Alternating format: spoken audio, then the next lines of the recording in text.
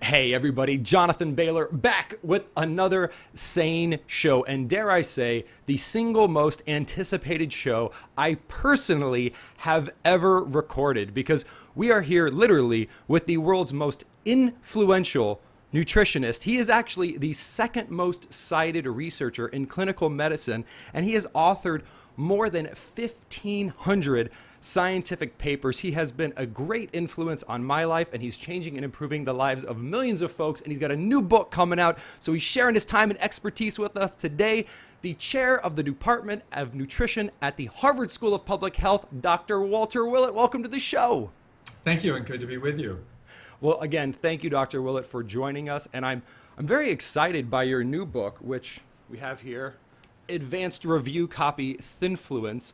And you have been for many, many decades saying that bad dietary advice is really one of the challenges that has led to the obesity epidemic. We're being told bad information, but now you're taking it one step further and saying that the environment itself is toxic and leading to obesity. And you go so far as to say that your weight is not your fault in this book. Can you explain that a little bit? Sure. As you mentioned, a lot of our research, most of our research over the last 30, 40 years has been focused on very specifically how what we put in our mouth influences our long-term health and well-being. And of course, looking at physical activity as well. That's also very important. But when we look around, we find that the vast majority of people are not consuming an optimal diet. Now, some of that has been because they've been getting advice that's been in the wrong direction and actually harmful. For example, the advice to not consume nuts because they're high in fat, when in fact nuts are one of the healthiest things we could be consuming. But bit by bit, we've been getting that advice and guidance straightened out. The guidelines are slowly shifting in the right direction, but still most people are not putting the optimal diet into their mouth and not not being as healthy and happy as they could be in the long run. So when we look around and ask the question, why is it that people aren't eating optimal diets, the answer is very complex. And we realize that people are not acting in isolation, that all our decisions are heavily influenced by many factors around us, and all too often in the wrong direction. So this book puts together a lot of what we've learned about the influences on people's behaviors and particular diet. That happens at multiple levels: family level, community level, work site level, friends, of course. But then you go beyond that. The environment that we've created in our cities, in our states, in our country as a whole has been adverse with regard to both diet and physical activity. And we even go nationally and internationally, and we see very strong forces, international trade agreements, multinational corporations. All of those have major influences on what we eat, what our kids eat, what our nation eats. So what we've done is try to take this information and sort of start from the inside. Mostly academics have looked at this sort of from the outside and seeing how this works, but let's reverse this and say, you, me, we're sitting in the middle of all of these factors that are surrounding us and influencing us, often in an adverse way, and ask the question, guide individuals to analyzing their own situation. It's not the same for all of us. Almost everyone has a unique set of factors that influence what they eat. We help people look at their family, friends, work site, and then analyze ways that they might change that environment, or where they can't change it, to do end runs around it so that they can become more in control. This is really meant to be an empowering book that helps people deal with the many influences that too often push us in the wrong direction. I've really been enjoying the book, Dr. Willett, because you're so right that the environment plays a huge role here. And I'm curious, an analogy I've sometimes used to help people understand how multifaceted and complicated this challenge is I compare it to a psychological challenge, maybe such as depression, where an individual walks into an office of a psychiatrist and says, "Doc, I'm depressed. What can I do?" And the doc says, "You just need to try harder to frown less and smile more." And that's kind of missing the point, isn't it? Right. That things like our mental status and mental state are heavily influenced in the same way. So that's a good analogy. There is, fortunately, understanding some of these factors can help us improve our own diets, the diets of our family. And in some ways, this is a little bit of a recruitment book to get people aboard and helping us change some of the factors that adversely influence all of us together. In some ways, we're all in a similar boat here. Each boat is a little bit different, but there are some big, powerful factors that are pushing us all in the wrong direction. And Dr. Willett, do you ever see a world? So, for example, 100 years ago, let's say, give or take, everyone smoked. Just everyone smoked. Everyone smoked everywhere. If someone offered you a cigarette and you said no, it'd probably be thought of as rude. Today, if someone offered you a cigarette and you said, "I don't smoke," no one would think anything less of you. But today, if you're at the workplace or at someone's house, as you talk about in the book, and someone offers you some insane, sweet, processed, garbage, edible nonsense, saying "I don't eat those types of things" can be a challenge because it's perceived as rude. Societally, can we ever overcome that? Yeah, I think we can. And as you say, social norms change. They don't change overnight. It's taken us 40 years to get to where we are on the smoking situation. But that's changed like night and day compared to what it was. It used to be that I might have been sitting here talking to you with a cigarette in my hand when I was a student. In fact, I even sold cigarettes in the university hospital in the University of Michigan when I was a medical student. Oh, wow.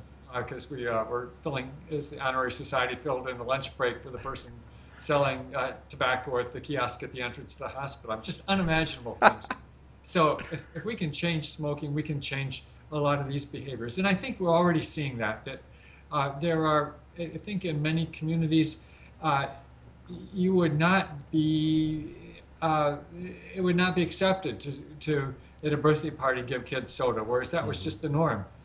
Just a few years ago. So those kinds of norms are already changing.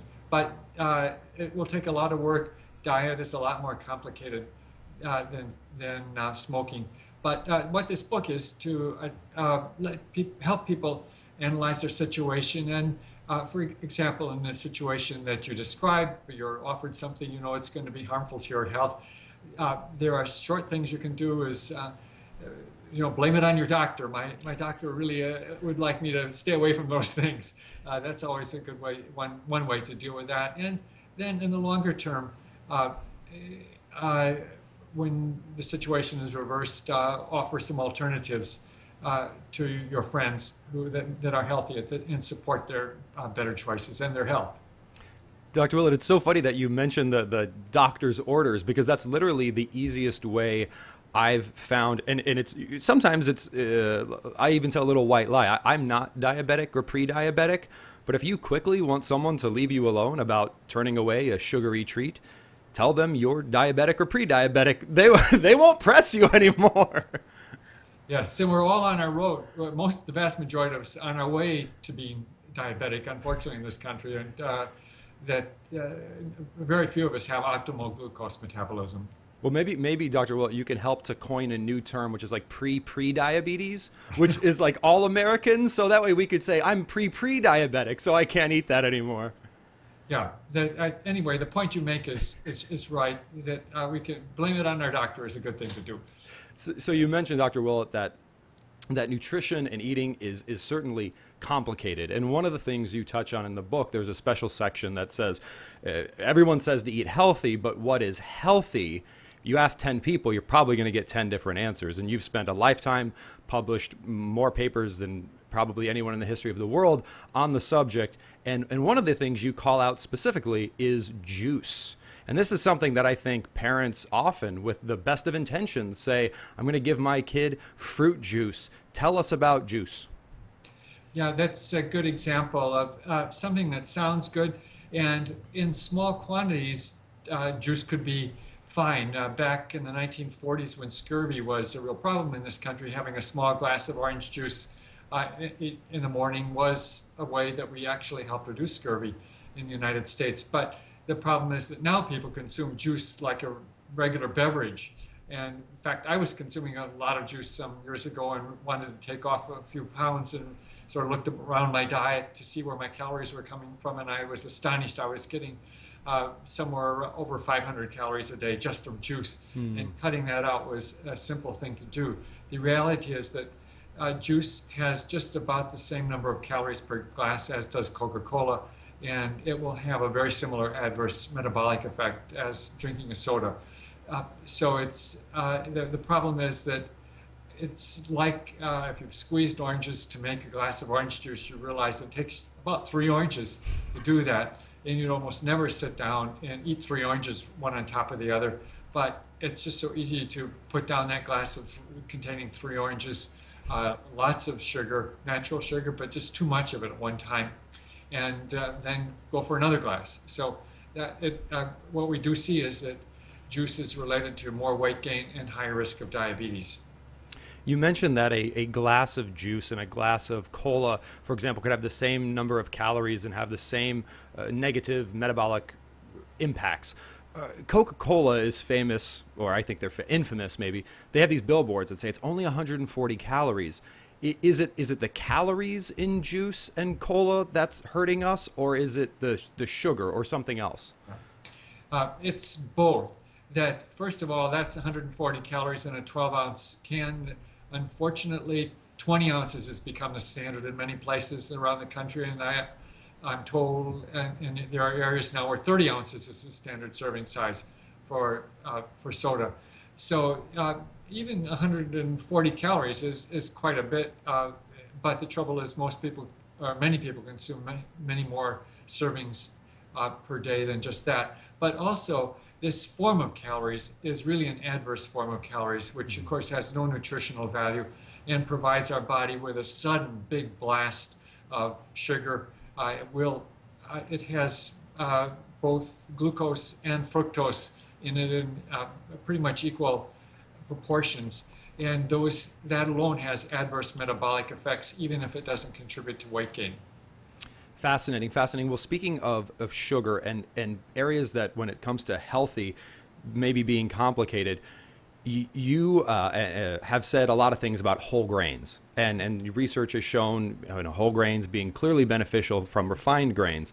There's a lot of press nowadays about wheat specifically and the impact neurologically as well as metabolically, and the fact that the wheat we eat today is not like the wheat we ate in years past. But wheat, whole grain wheat, is a whole grain. What are we to make of whole grain modern wheat?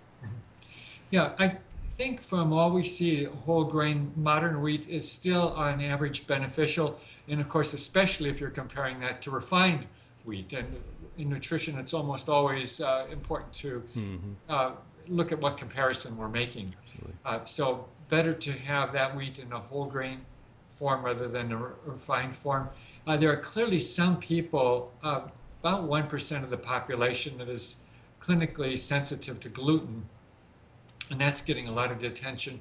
But that's quite a small percentage. For those people who are, it's extremely important to avoid gluten. It can be fatal, actually, if people continue to consume gluten in their diet. It is a really serious condition that is completely controlled by avoiding gluten. But a lot of other people say they feel better when they're on low gluten diets. And many of them probably do, because they're cutting out big chunks of their diet. If they're really avoiding gluten, most of that has been coming usually from refined forms of wheat and other grains that do contain gluten. And so when they eliminate that high amount of refined carbohydrate, yes, they will feel better, but it's not necessarily because they're sensitive to gluten. So I think from everything we see, the vast majority of people can consume wheat if it's in a whole grain variety. And here again, there's differences in whole grains. Things can be called whole grain if they're finely milled and all the bran and the germ is still there. That is technically a whole grain. But the best form of whole grain is where the kernels are still intact, like this would be wheat berries, for example, where the bran encapsulates the starchy endosperm and it's like it creates like a sustained release capsule. So we have our digestive juices don't get at that starch particles as quickly when they're encapsulated in the bran around the outside. So the more we take that whole grain and pulverize it into fine particles, the more rapidly we digest that and convert it to blood sugar. So there's a spectrum of how beneficial whole grains are. Speaking of that spectrum, and early in that very informative answer, you mentioned that relativity is so important in nutrition conversation, saying, is diet soda good for you? Well, relative to what, right? Relative to what? So what a lot of people, this in my personal experience, Dr. Willett, I've found that oftentimes people will use grains they're almost crowding out vegetables with grains. I mean, a lot of Americans, they'll have a serving of protein, and then you got to have your starch, and there's no vegetables on the plate. If someone were to crowd out grains with a lot of vegetables, how's the relativity there? Like, let's say I just even wiped all the grains off my plate and just stacked it full of vegetables. Would that be a good relative trade-off? Yeah, now that probably would be. The reality is that it's maybe hard for a lot of people to do, to have that many vegetables.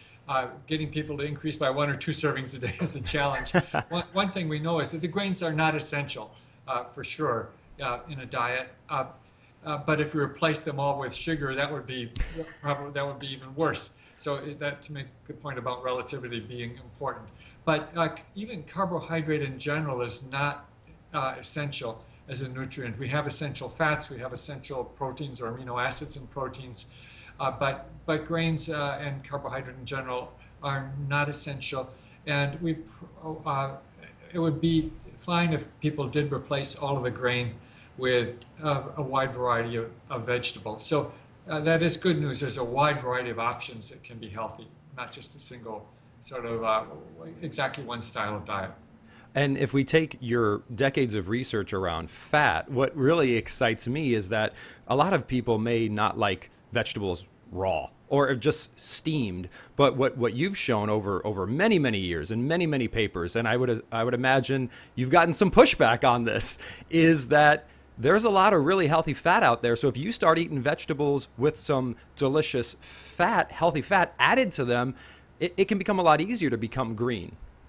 Yes, absolutely. And my Greek friends told me that, and they have the highest vegetable consumption in the world, and most of that, almost all of those vegetables are floating or swimming almost in olive oil. And this is really all American. That Thomas Jefferson, a really interesting person, a brilliant scientist as well as the author of our Constitution, was almost a vegetarian and extremely interested in botany and growing edible vegetables. So if you go to Monticello, you'll see places where he grew vegetables, bringing a lot from the old world, trying new vegetables, new plants from the new world that would be edible. And he realized that to make them edible, you needed oil. So he desperately tried to produce olive oil in Virginia and couldn't, so he had to bring olive oil from Portugal and had a whole room in his basement for olive oil storage, until he found actually that from the slaves he got seeds to grow sesame plants and produce sesame oil, which did make it possible to produce oil in the New World that it also has a nice flavor. So this is nothing new. People know for a long time that adding some oil to vegetables will enhance their palatability and make them much more enjoyable. And I think if we simply could reintroduce some of those concepts, and I know you're trying to do that, but you take olive oil, or I want to talk about coconut oil too if we can, and some fresh pressed garlic, and you saute up kale. I mean, you try to eat kale by itself. Yeah, that's kind of hard. Do what we just talked about. Yeah, you can fill your plate with that all day, it seems. Yeah, absolutely. Adding that combination of garlic and olive oil, and there's 1,000 other ways you can jazz up greens and make them much more interesting. Throw in a few nuts. That's actually really a really nice combination as well. Well, speaking of nuts and oils and fats, so a form of fat that's been getting a lot of press recently is coconut and coconut oil. And this made news 10 years ago as being the devil, right? It was what movie theater popcorn was popped in, and it was, oh my gosh. And today it seems to be coming back, and we talk about medium chain triglycerides. So, but coconut oil, very, very high in saturated fats, but is plant-based. What say you when it comes to coconut oil? Yeah. The reality is that we don't have any long-term studies of people consuming regular or high amounts of coconut oil as their primary fat in their diet. So a key piece of the evidence is missing here. There was sort of a fad about palm oil like this about 20 years ago. So with Dr. Campos in our department taking the lead, we did a study in Costa Rica, and that where they have both palm oil and other oils, and we showed that palm oil wasn't the best oil, that actually soybean oil, which is more unsaturated, was superior for heart disease risk, and as well as producing better blood lipids. So I am not jumping aboard the bandwagon for coconut oil as a primary fat in the diet. Of course, I love the flavor in certain dishes, Thai dishes and some other Asian kind of dishes. That coconut flavor is great, and I think we should use it there where we want that special flavor. But if you look at how it affects blood cholesterol fractions and include the fact that those medium chain triglycerides do help boost HDL cholesterol, still coconut oil does not look as good as olive oil and the other more unsaturated oil. So until we have evidence to the contrary, I would not make that a basic everyday oil, just something to be used when we want the special flavor. And it seems like one of the underlying challenges that folks are trying to address with coconut oil, just discussing it in academic type settings, is you've come out over and over again just saying, look, baseline saying that eating fat makes you fat and that eating fat causes the obesity epidemic. Like you've said, that is not true. That's patently not true. But there's another step that some of your peers have taken in terms of saturated fat, the Mosafarian and Ludwig, who came out in Journal of the American Medical Association and said, look, saturated fat, there's really little relation to heart disease in most prevailing dietary patterns. Do you personally share that thought, or are you still on the fence a little bit about saturated fat? Well, I think we all agree, and definitely Dr. Ludwig and Mosafarian are close colleagues of mine, and we all agree that if you compare, it all goes back to the relativity issue again. If you compare saturated fat with the rest of the calories in our diets, it's about similar. But then you look, I wondered about this a few years ago, and then took a look at, well, what is in the rest of the American diet? What is comprising the rest of the calories? And you take a look, it's mostly sugar, refined starch, some trans fats.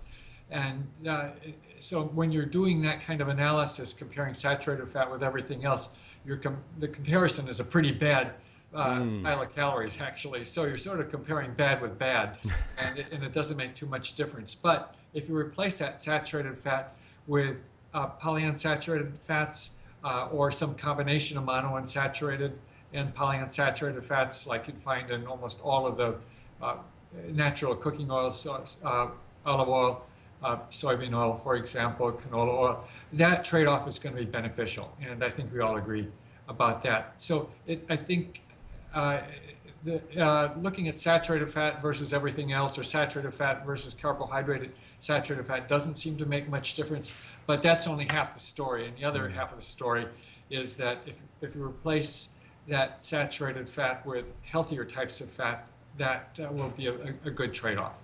I think that's such an important take-home for the listeners and the viewers, is that questions like, is X good or bad? I mean, there are some, right, trans fats, bad. High fructose corn syrup, bad, relative to anything. But we've always got to ask that question about relativity. And speaking about relativity, what about different people's relative health? So let's, for example, if I'm a diabetic, type 2 diabetic, what would be the biggest differences in the way you would recommend that person eats versus someone who is otherwise metabolically healthy? Yeah. Well, of course, if someone is a diabetic, and especially if they're on insulin or other kind of glucose-lowering therapy, they definitely need personal guidance from their healthcare provider and maybe a dietitian to make sure that they keep their medications, insulin or other glucose-lowering drugs, in balance with the diet. But in a very general way, from what we've seen, the same healthy diet that's good for someone without diabetes is going to be, in general, healthy for a diabetic as well. In fact, it becomes even more important for a diabetic person because they are at higher risk of cardiovascular disease. And so having healthy forms of carbohydrate, healthy forms of fat, plenty of vegetables, low amounts of high glycemic foods, all that will help control blood glucose levels and reduce cardiovascular disease risk. So there's fundamentally no important difference in the diet we would see to be beneficial for a diabetic versus someone without diabetes. But again, it's even more important for someone with diabetes, especially the carbohydrate quality and amount become even more important. You mentioned there that high quality fats versus low quality fat, high quality carbohydrate versus low quality carbohydrate. You are an expert in observational studies. I mean, there's really, I mean, you've done lots of observational studies. So how often when we talk about animal products, a lot of things are said about animal products, and in a lot of observational studies, you'll have a group, and this is an oversimplification, so bear with me here. You'll have a group of people who eats hot dogs and Spam, garbage. Like everyone agrees that those are garbage animal products, compared with a group of people who eats less hot dogs and processed toxic Spam and more vegetables. And we're like, oh, well, clear that group had better health outcomes. And then the media attributes the negative health outcomes to any form of animal product, which that seems like the whole thing we did with fat 50 years ago, where it's, oh, just fat is bad, throw it under the bus. What's going on there? Mm-hmm. Well, as you say, there are lots of, the comparison is a huge important issue here. And I think with animal products, we do have a spectrum, again, that on one end of the harmful spectrum would be the processed meats. And those have not just the meats, but lots of sodium, nitrates added to them, other things that sometimes we don't even know about. And then we have what we might call fresh red meat, which would be your steak, something like that. And that we still do see, if we compare it to other forms of animal products, such as poultry or fish, we still do see increased risks of heart disease and diabetes. And then we have, again, healthier animal products, especially fish, which has essential omega-3 fatty acids in it. Poultry looks pretty good, actually. If we look at the fat composition in poultry, it's about 25% polyunsaturated fat compared to less than 5% in red meat. So it's not surprising that poultry looks better. But then still, nuts look really the best of all, and beans probably in a similar category as nuts.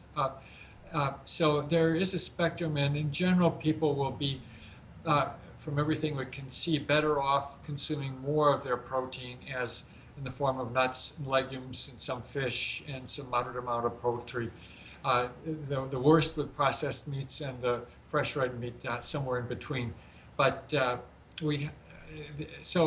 there's no one all bad or all right. It is, like a lot of things, a spectrum. And so, getting back here to the book again, which, folks, is called Thinfluence. And if you like science, plenty of easy to digest science in here. And that's what I like. I mean, you'll hear something, which I read it, it sounds a little like, wait a second. Then you're like, actually, it's from this study and yada, yada, yada, which I'm a big fan of. And talking about, again, the cultural factors here. A lot of times when it comes to our health, we look to other people. We say, oh, there's Sally and she's thin and not diabetic. So what is she doing? Let me follow what she's doing. How much of this is personal? How much of it should we ask random people about? What are your thoughts? I think, as you say, there's a lot of this is about personal interactions. And there's layers and layers of that. Even within our own family, well, of course, those are probably the most powerful influencers. And sometimes they can be sabotaging our good intent. And other times they can be highly supportive. So recognizing those differences and working around some of the adverse influences and trying to spend more time with people who are supporting our well-being. We can see that at the work site. We can see that in friends as well as families. So a lot of this is at an individual basis, but then beyond that, there are larger factors too. that at the work site, what the company, the organization is providing at the cafeteria makes a big difference. What's in the vending machines makes a big difference, whether there's encouragement to be active. Corporations are starting to get to recognize that actually they have pretty big influence on their employees' health and well-being, and realizing that many corporations are really becoming quite proactive in promoting health of their workers, because they can see the bottom line benefits of that, and it's a win-win situation. And in the wider community, whether there's a safe place to ride your bike or walk or play, that has a very large influence on whether people can or will be physically active. One of the things that really, I think, tells us something, it was a clue that there are important influences going on, is when we look around the world, and not everybody is having the same problem that we are in the United States. The prevalence of obesity in Japanese women and in Swedish women is about 5%. It's almost 40% in this country. So huge differences. And it's not just genetic, because when those people come to live in the United States, they can get fat, just like Americans in general have been getting fat. So it's very interesting to look at what's going on in other places. Some of these differences are cultural. I think strong, important cultural factors are at work. But then in Sweden and Scandinavia, there's been a very proactive effort by government to promote better health and well-being, building bike paths, building recreational places, supporting good nutrition much more proactively than has been done in this country.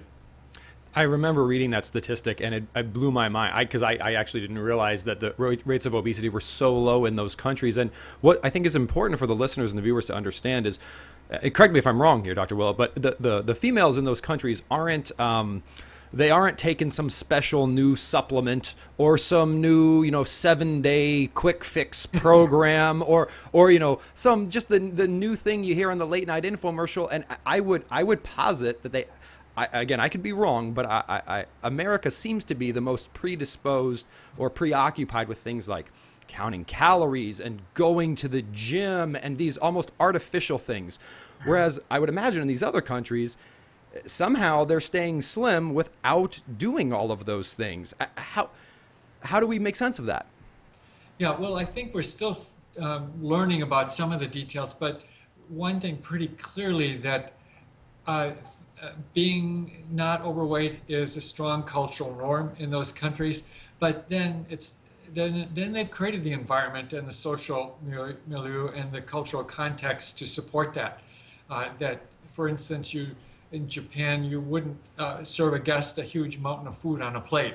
You would serve a plate with some very nicely prepared, nicely arranged small portion sizes, and you'd eat them slowly and with some attention to them.